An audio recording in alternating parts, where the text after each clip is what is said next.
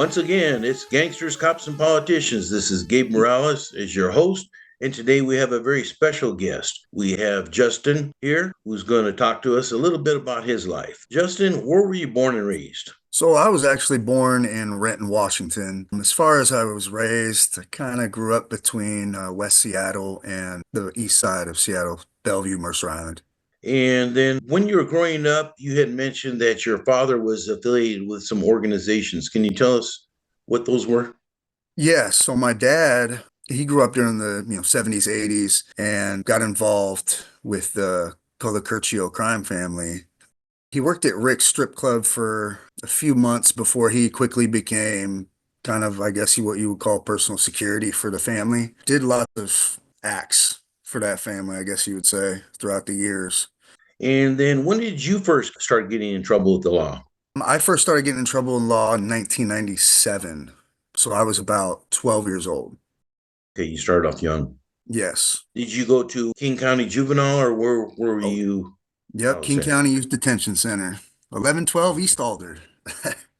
Yes, I know it very well. Yeah. And as a young man, as a teenager, what groups did you run with out in the streets?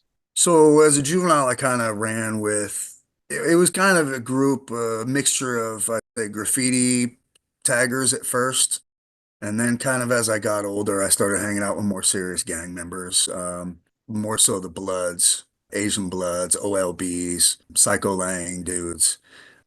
So West Seattle, I hung out with a lot of guys from West Seattle, lots of Samoans, yeah, mostly Samoan, Tongans, stuff like that. So. Okay. And then what kind of activities were you involved in? I mean, at first it was, stupid stuff like running into the store and stealing beer or, breaking into cars and stealing. Back then it was tape decks and CDs. And so that was kind of my introduction to the life, I would say. But it quickly progressed into like carrying guns and holding drugs for the older members. Did you have any drug use back then? No. So when I first started getting in trouble, honestly, for me, it was just more about wanting to, I would say, fit in or kind of be accepted, But back then, I would lie and say, yeah, yeah, I smoke weed and blah, blah, blah. And then when the older homies would pass me the blunt or the joint or whatever, I'd be like, nah, I can't because I'm on probation. And they're like, probation? Motherfucker, you're 12. Like, what are you doing Mhm. on probation? So it was Mhm. kind of, I had to almost act like I was a little bigger and tougher than I really was. And then eventually you told me that as an adult, you ended up being incarcerated. Is that correct? Yeah, yes, sir. So, And where was that at? What prisons were you locked up at? Clallam Bay Correction Center was definitely the big one. Stafford Creek, Monroe Correctional Complex. I've kind of been all over Monroe, the hill there, they call it, from behind the walls to the camp to the IMU. Did the whole tour of the system. Oh, yeah. Yeah, yeah, man. Yeah. Stafford Creek IMU, Shelton IMU. Yeah. For those listening that don't know what IMU is, that's intensive management unit, correct? Yes, that would be Washington's version of the hole, I guess you would call it, or the shoe. So you're locked Yeah. down most of the time. Yeah. Yep. And, and so then, did you ever join a prison gang? Yes. So when I first went to the system, by that time I'd kind of progressed in my, I guess you would call it, career in the life. And I had a pretty good understanding of what was going to happen, right? Even though I was from Seattle and I hung out with a lot of, African American gangs, stuff like that as an adult, when I got to the system, I knew I had to ride with my people or my race. At first, the skinheads tried to kind of pull me in, and I did not vibe with their or get along with their way of seeing things. So I quickly kind of got pulled under the AF wing. So Troy Carpenter is one of the guys that pulled me in under his wing back in 2006. And Yeah. so Troy Carpenter brought you into the Aryan family. How did he approach you? How were you inducted into that organization? Well, with Troy, it was kind of he almost like a big brother kind of it wasn't straight out like, hey man, I want to fucking get you into this group and we're gonna, teach you this stuff. It was more of just, I want to see you do good and we need to set you up for success when you get out. And it was almost like a facade, like I look back on it now and it was almost like I'm being sold a used car. You know what I mean? Hmm. And so I'm just thinking about it and I'm like, okay, what he's saying is making sense. It sounds good.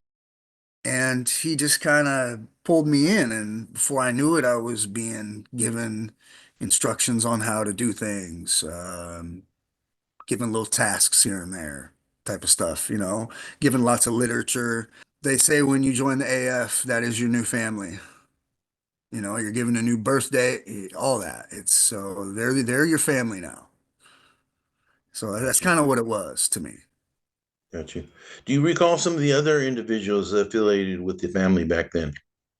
Oh yeah, yeah. Double D, Dave Davidson, Biff, William Hargrave was one of the guys that also brought me in. Who else? Richard Carmichael. When I came in, he was on his way out. I guess he had been doing some things that weren't in agreement with what we were in a line with. So a gentleman by the name of Dan Reck was taking over. He was kind of pushing out the older generation, changing up a lot of stuff. Yeah, I didn't much like the guy, but there was lots of other guys. There's another gentleman I knew, Justin Cola, who went by Soda Pop. Ian Perry went by Harley. Highway, there was Highway. Yeah, there was a lot of guys. Yeah, I mean, I could go on, Hmm. man. The whites pretty much stuck together. It was more of a racial thing in prison. Yeah, and as far as the AF was considered, I mean, a lot of people when they hear the Aryan family, they automatically think skinhead or Nazi. But in reality, it was more just a bunch of kind of gangster white boys. Beckerwoods. Yeah, the Yeah, you Woods. know what I mean? Like we like to do drugs, we like to listen to rap, but we stuck together, and that was the thing. So yeah, And so then, what made you decide to drop out of the AF? when I first joined the AF, like I said, Troy brought me in, and he was part of the older generation. When I first came in, it was more of I, I guess you would call it like a clan, like we tried to be really clandestine. We thought we were slick and the I&I, aka the gang investigators, didn't know shit about us. You really weren't supposed to be getting AF tattoos, really. You can get your shield. That time it was kind of, we didn't talk about it. You didn't talk to the gang investigators. You didn't go to your counselor unless there was another guy with you. You didn't talk to the cops. There were just we just had rules, and you couldn't talk bad about another member unless you absolutely 100% had proof. Unless you had paperwork stating that this dude was no good or he was a sex offender or whatever his smut may be. You couldn't just throw dirt on a brother's name. It seemed like the younger generation that was coming in, that's kind of all it was a smut campaign. It was lots of dudes trying to cross each other out. Just lots of Sounds violence. like sounds like a Yeah. lot of politics. A lot of politics, man. We were like a snake eating its own tail. At one point, it was like we were well respected and it just, I'd say my third time when I went to prison, people were kind of like, mocking the AF behind their backs because all we did was tear each other apart, take each other out. And so then, after you got out of prison, I'm sure that was not a nice experience. What, I guess what I'm asking is, what did you learn then from that prison experience? And why do you think so many young men get caught up in the criminal justice system today? I think it's kind of well, it's a very deep question, right? Hmm. Because I mean, some of it has to do with upbringing, of course. But then again, there's those that have hard upbringings that don't go to prison. I think a lot of it has to do with what's portrayed in movies, social media, music is a big one. Because that was for me growing up, it was like hearing, Tupac and Brother Lynch and all these dudes talking about these great badass things that they were doing and all this money and this life. I thought it was cool and you were a tough guy, like people respected you. And I think that has a lot to do with it, man. I think that kids see that, and especially those with broken homes, they don't have, the right type of influence in their life at the time or whatever it is they need. And so they find this comfort in whatever it is that draws them to that life. So what I hear Yeah, you saying is that the media influence is very strong, and then a lot of people absolutely. try to emulate that in their own life. Absolutely, man. Because if you think about it, I mean, back in my dad's days, it's like people didn't glorify gangsters so much. You were still considered a bad person. Whereas like nowadays, it's like gangsters are like the new gang members are like the Robin Hoods. It's it's crazy. And then there's no accountability really in the justice system. I see a lot of guys that shouldn't be in jail that are in jail, and I see a lot of guys that should be in jail that are on the street. And it doesn't make any sense. So, Justin, what would you say are have been some of your biggest challenges in your life? Well, for me personally, man, my childhood was pretty rough. My very first childhood memory, I'm actually working on a book right now, and that's how my book starts off, is at my first childhood memory. And we were living in West Seattle, and I remember my dad was working on his race car at the time, and a car pulled up, and it was three guys. They got out. My dad looks at me and he says, "Stay there." I'm on the, I think, doorstep or something at that time, and he walks down. And I was holding the ice cream cone, and he just starts unloading on these three guys, fighting them, and beats them up. But I was terrified. I was crying hysterically, dropped my ice cream cone, and I'll never forget that of how scared I was of the violence. And I'll never forget my dad coming back and pretty much smacking me for being scared, like, and so, my whole life I've kind of been, I guess, forced to be something I didn't really want to be, or, it was a pretty traumatic childhood. So I almost had to put on this, like armor. I got to be this tough guy or else, people won't respect me. So that's been my biggest thing, is letting go of that ego, because ultimately that is our demise, is our ego is a killer, man. That's been hard. I have a lot of PTSD from prison. So my second time in prison, I ended up doing a 2-year program, and I'll never forget, man, because when you're in the AF and you're in Washington State prison system, when you're doing a program, that's kind of like, your badge of honor, dude, yeah, I'm doing a program, and it's looked at like something honorable, right? So Hmm. I was all excited to do my little program, but by the end of that 2-year program, I had really realized what was going on as far as this gang life. Right around that time, it was 2011, 2012, winter, Troy Carpenter got stabbed. And from what I heard, is he flatlined 2 or 3 times on the way to the hospital. So, that right there was kind of my exit. I was like, this is not what I want. If Troy, because to me, Troy was a freaking, he was like, my big One of the dog, big man. guys. Yeah, big Yeah, dogs on the block. Yeah. So if it could happen to him, you figured it probably could happen to you. it could happen to freaking Troy, dude. It could happen to anybody.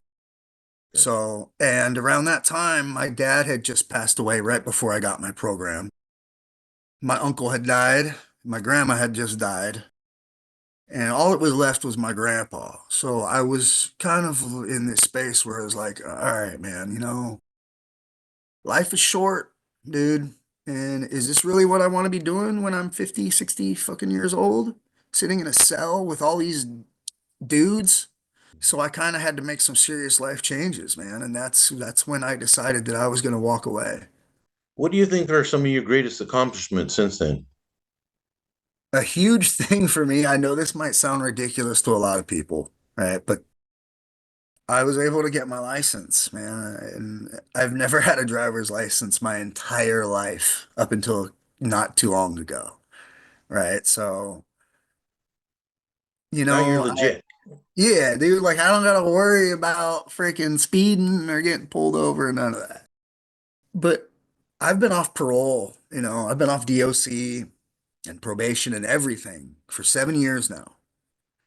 And when I look back on it, I'm amazed because any time before that, when I was on probation, DOC, parole, anything, I didn't report, I didn't give clean UAs. And if they arrested me, I was fighting.